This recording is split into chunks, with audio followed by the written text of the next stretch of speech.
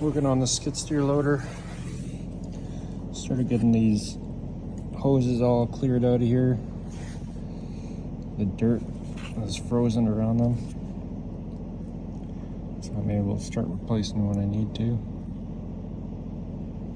2 big ones and 2 little tiny ones.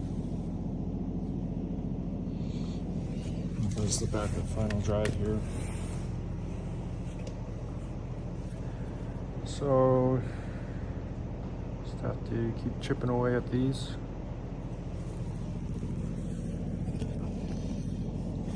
And then I have to go and do the other side.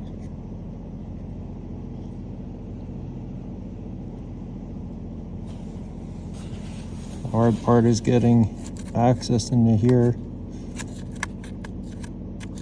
to get these out. So it's a tool called the crow's foot.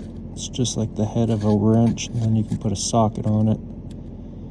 I have to get some bigger ones to fit around here if I replace that.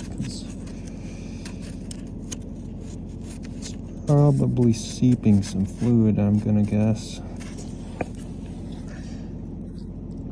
So one design flaw on skid steer loaders is running the hoses out here like this.